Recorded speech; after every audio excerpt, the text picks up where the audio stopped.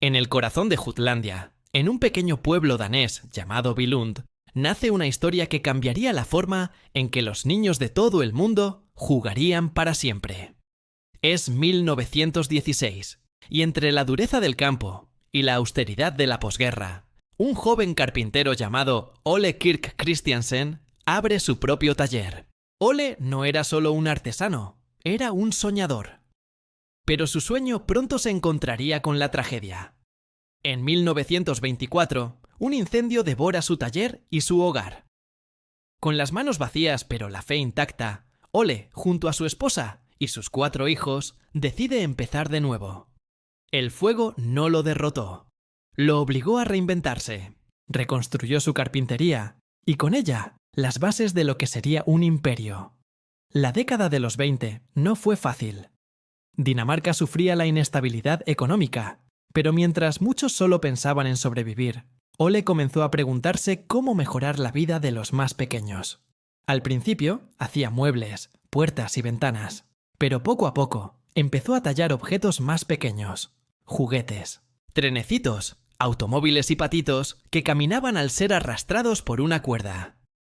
Eran simples, pero tenían algo mágico. Hacían sonreír a los niños.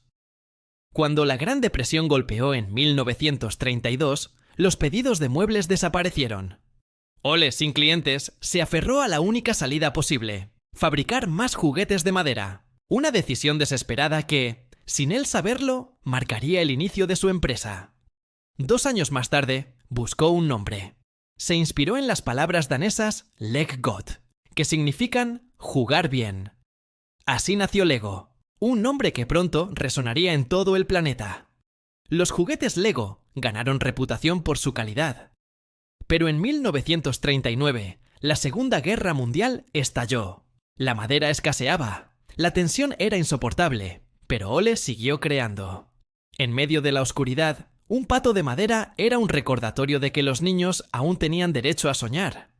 El destino volvió a ponerlo a prueba.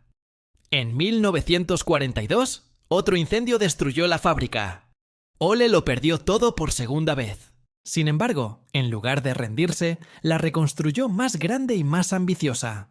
En medio de la guerra, Lego renació con una filosofía clara: calidad antes que cantidad, y siempre con el foco en el niño. Pero la verdadera transformación estaba por llegar. Ole no lo sabía, pero el material que cambiaría para siempre el rumbo de su empresa no era la madera, sino algo que apenas se conocía: el plástico. Un nuevo horizonte se abría ante él, pero ¿sería capaz de convencer al mundo de que un juguete de plástico podía ser tan valioso como uno de madera? El futuro estaba a punto de cambiar. No solo para Lego, sino para toda la historia del juego. El plástico era visto como algo barato, poco confiable. Los padres lo despreciaban frente a la nobleza de la madera. Pero Ole vio más allá. Vio un material moldeable, resistente y capaz de abrir infinitas posibilidades. En 1947, Lego adquirió su primera máquina de moldeo por inyección. Fue un salto enorme para un pequeño taller danés. Y en 1949 nació el primer prototipo del ladrillo de plástico. Se llamaba Automatic Binding Brick. El invento era prometedor, pero imperfecto. Las piezas no se encajaban con firmeza. Eran juguetes curiosos, pero no revolucionarios. Todavía. Ole insistía. Había futuro en aquel pequeño bloque. Pero el escepticismo era fuerte. La mayoría de los juguetes de Lego seguían siendo de madera. La empresa vivía una tensión: aferrarse al pasado o arriesgarlo todo en el futuro. El destino seguía golpeando. Ole tenía ya 60 años, cansado pero obstinado. Y a su lado, Gottfried comenzaba a asumir un papel más decisivo. La sucesión estaba en marcha. En 1952, Ole presentó un camión de plástico en una feria local. El público no estaba listo. El plástico parecía frágil, casi indigno. Pero Ole, con una fe inquebrantable, decía a su hijo: un buen juguete debe seguir al niño a lo largo de su desarrollo. El plástico nos dará esa posibilidad. Un año después, en 1953, llegó el primer paso oficial. Lego Mursten, ladrillos Lego. Era la apuesta definitiva por el plástico. En 1958 todo cambió. Se perfeccionó el sistema con un diseño de tubos interiores que daba estabilidad y firmeza.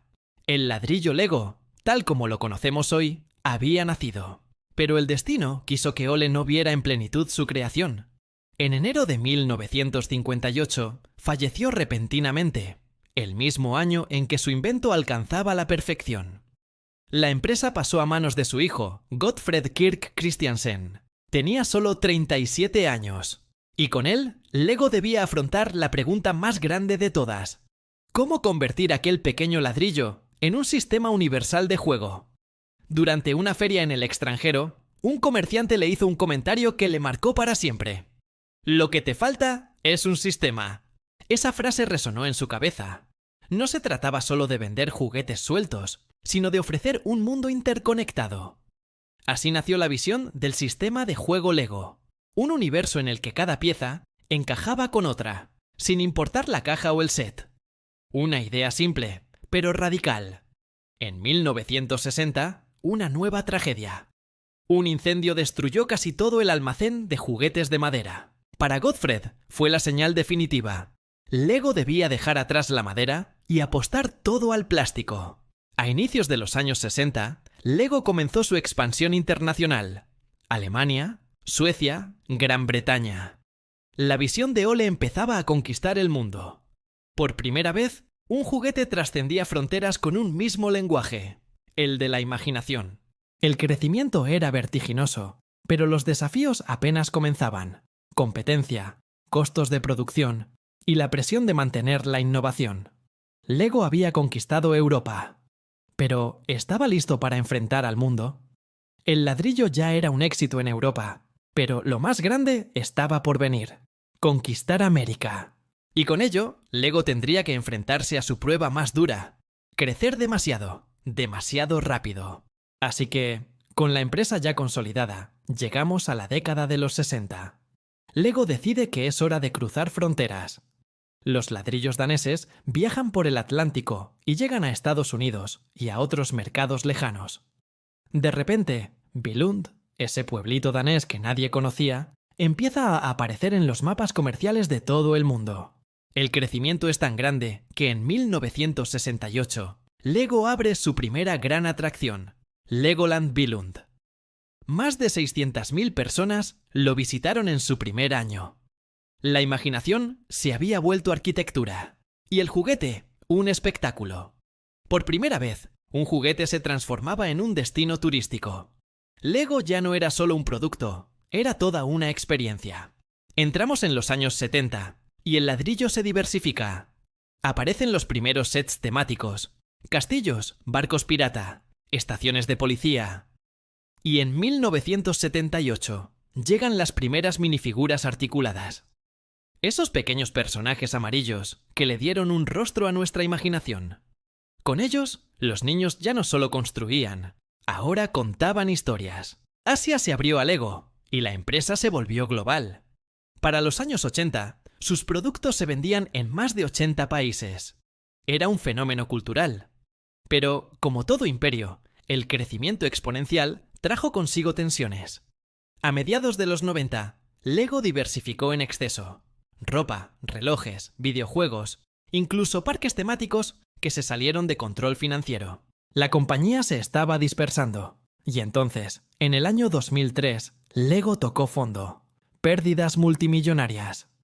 Se decía que la empresa estaba a punto de quebrar. Aquello que había nacido de la resiliencia parecía llegar a su final. El mundo entero se preguntaba: ¿cómo podía el juguete más famoso del planeta estar al borde del colapso?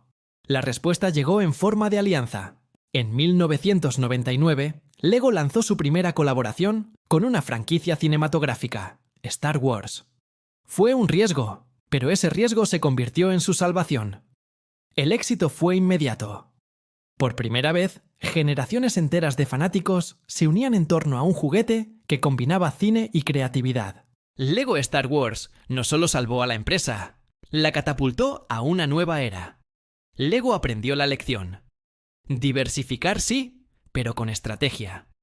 Apostaron por licencias, historias y universos que reforzaban su esencia. Construir sueños. La empresa no solo se recuperó, se reinventó, pasando de la quiebra a ser la marca de juguetes más poderosa del mundo. Lego ya no era solo un producto danés, era un lenguaje universal. Luego, el ladrillo saltó a la gran pantalla. Hollywood se convirtió en su aliado, y lo que parecía un simple juguete se transformó en un ícono cultural. De parques temáticos a videojuegos, de películas a exposiciones, Lego expandió su universo hasta ser un símbolo de creatividad global. Porque, más allá del negocio, Lego conserva su esencia: unir generaciones. Cada ladrillo sigue siendo un puente entre la imaginación y la realidad. De un taller humilde en Billund hasta la cima de la industria mundial, Lego ha demostrado que los sueños pueden convertirse en eternos. El ladrillo más famoso del mundo no solo construye juguetes, construye historias.